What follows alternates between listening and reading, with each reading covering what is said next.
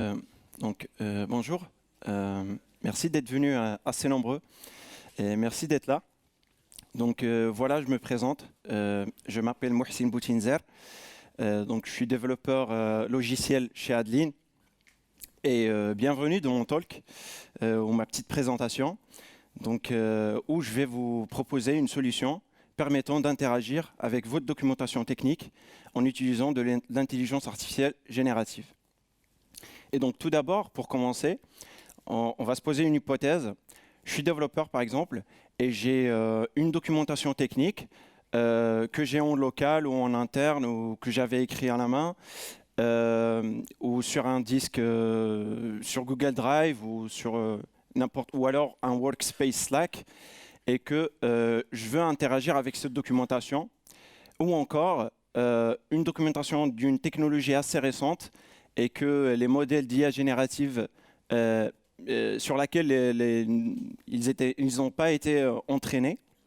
Et donc, la problématique, comment est-ce que je peux interagir avec une telle documentation?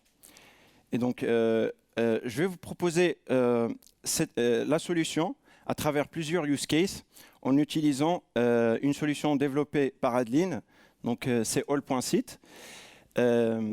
Une définition ou description très brève de all.site. Donc, à la base, c'est un moteur de recherche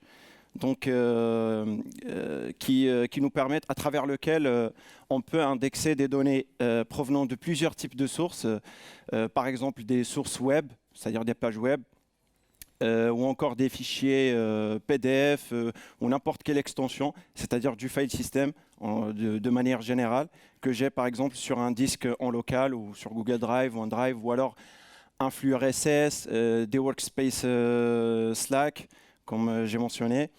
Et donc après, j'aurais fait mes indexations, je peux faire des recherches dessus et on va découvrir ensemble en utilisant all.site, comment on peut interagir avec une documentation que l'on va indexer.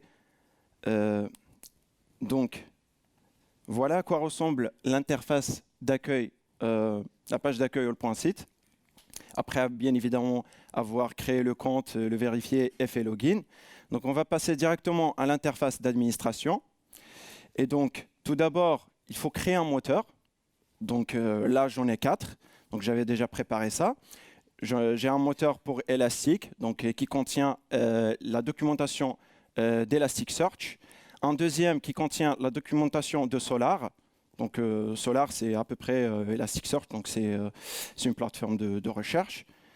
Et OpenSearch aussi. Et dernièrement, un dernier moteur pour LangChain4j. On va commencer par Solar. Et donc, il y en a plusieurs options à découvrir dans all.site, mais on n'a pas le temps malheureusement de tout découvrir. Donc, on va aller directement sur Source. Et c'est là où on a nos documentations indexées. Donc, j'avais déjà préparé une liste de sources déjà indexées. Par exemple, là, il y a un PDF, le guide de Solar officiel pour la version 5.5. Deuxième source, c'est un wiki.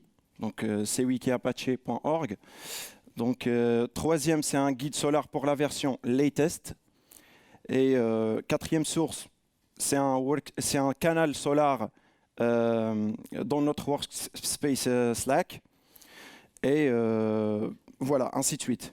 Et la toute dernière source qui est un peu intéressante aussi, c'est la source Solar et Zookeeper. Donc, c'est une documentation que j'ai indexée en faisant upload depuis local, qui existe dans mon disque local, voilà, celle-là, qui contient des fichiers, voilà, des documents. Et en indexant ça, j'ai pu obtenir 31 documents. Et pour la source Slack, j'ai obtenu 392 documents. Je vais vous montrer, je vais vous faire un walkthrough rapide sur comment faire, ou plutôt créer une source et indexer des données. Donc là, c'est un formulaire, c'est simple. Il faut juste choisir le type de la source. Si c'est un site web, alors web. Pour Slack, je vais vous montrer comment c'est fait.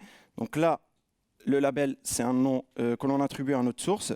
Et puis après, un token qu'on doit saisir ici. Et ce token, c'est ça permettrait à All.Site d'accéder en mode lecture à votre workspace pour pouvoir récupérer les données depuis. Et puis, une fois qu'on aura collé notre token ou saisi notre token, les canaux s'afficheront ici du workspace en question. On pourra sélectionner un ou plusieurs pour les indexer avec la possibilité de crawler les fichiers, c'est-à-dire prendre les pièces jointes qui sont dans les discussions ou pas. Comment créer le token? Il y a un guide ici qui explique avec détail les étapes. Et puis après, on valide en cliquant sur « Ajouter ». En parlant de la création de sources, on va passer à la deuxième source un peu particulière, c'est Local Upload. Et c'est un connecteur qui nous permet de indexer des fichiers depuis le local. Et là, en l'occurrence, on va faire juste drag and drop pour la documentation que j'ai en local qui parle de Solar et Zookeeper, comment installer un cluster Solar.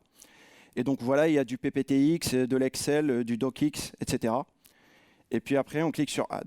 Donc en faisant ça, j'ai obtenu 392 pour Slack et 31 pour la documentation au local. Et on va passer directement, une fois qu'on a le statut complété, on pourrait exploiter les données. Et je vais faire une recherche patch query elevation. Donc query elevation, c'est un sujet Solar. Voilà.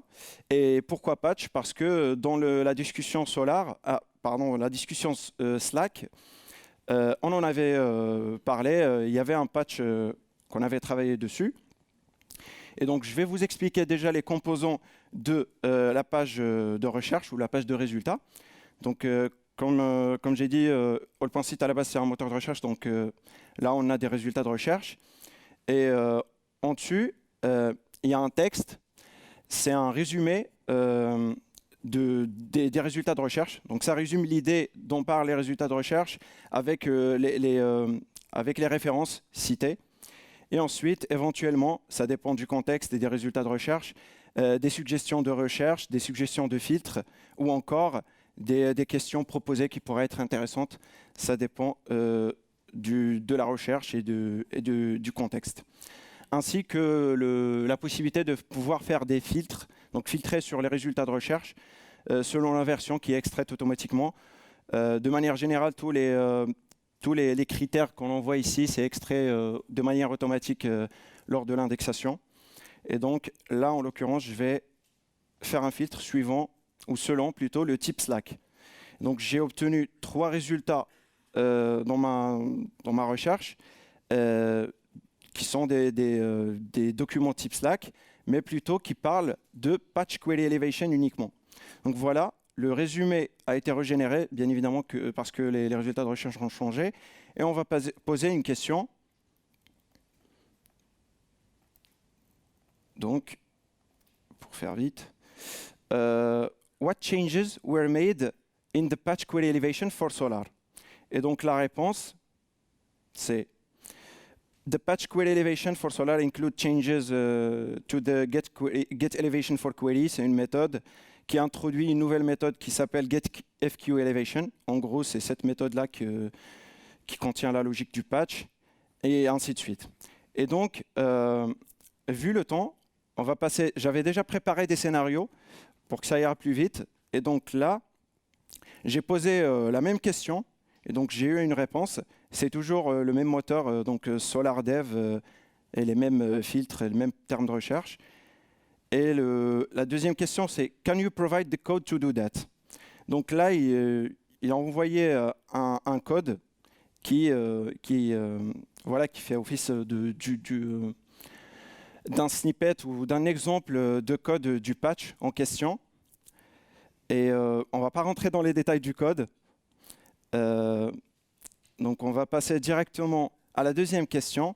What is the difference between default query elevation in Solar and the one introduced in the patch?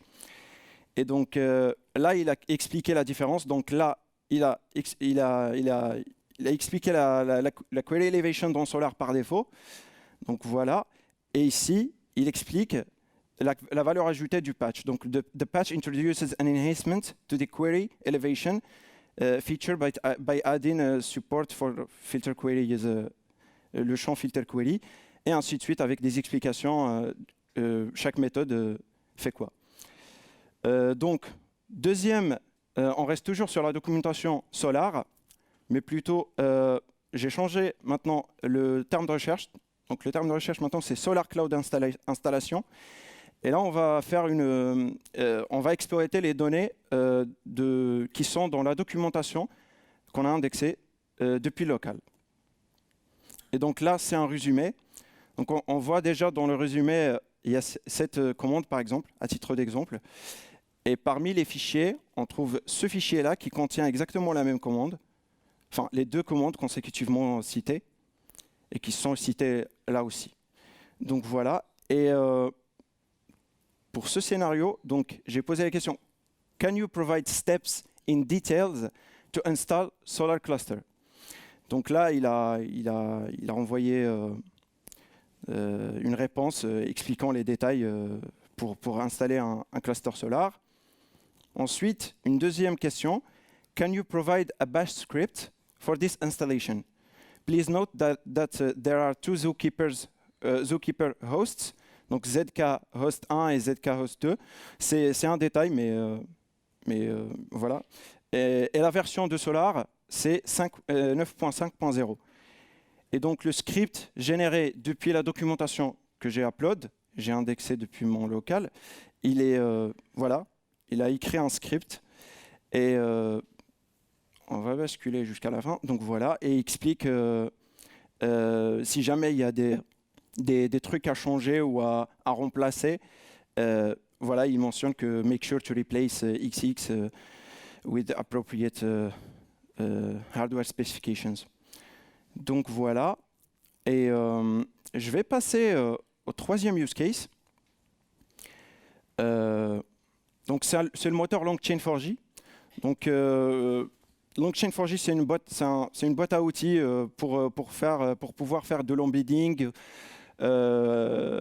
des données dans Elasticsearch ou alors dans Redis ou dans n'importe quelle base de données ou cible. Et la recherche ici, déjà je vais juste vous présenter la valeur ajoutée de All.Site pour LongChain4j, comme pour Solar, la documentation Solar. J'ai posé la question à ChatGPT. Donc, how can I implement embedding in Elasticsearch using LongChain4j? Et donc, dans le code, concrètement, la méthode qui contient la logique du code, elle prend un paramètre qui s'appelle embedding. C'est une liste de doubles. Et donc, conclusion, c'est que le code part de la base que l'embedding avait déjà été fait et qu'il explique pas. Et en fait, le code, il explique pas comment faire de l'embedding. Et donc, on va voir ici sur All, après avoir fait Elasticsearch Embedding sur le moteur LongChain4j. Et donc, première question, can you provide a code example to embed Devoxx 2024 into Elasticsearch using LongChain4j? Et donc là, on voit que dans les imports déjà, on voit dev.longchain4j qui est importé et qui est bien utilisé. Et donc voilà, il a listé le code avec les instructions nécessaires pour faire de l'embedding. Donc on crée un store Elasticsearch Embedding. Ensuite, on construit un texte segment depuis le texte, l'entrée de texte. Et on fait de l'embedding ici. Et ensuite, on l'ajoute au store. Et avec une explication des étapes, bien évidemment. Donc, deuxième question, as I currently don't have any running Elasticsearch, is there any quick solution to test the code? Et donc, là, il a introduit une nouvelle instruction. C'est la construction de l'objet Elasticsearch Container qui permet justement de lancer une instance Elasticsearch rapidement pour pouvoir tester le code. Et troisième question, can you provide the code of a method called getSimilar, which gets relevant documents by similarity based on the embedding. The input is conférence.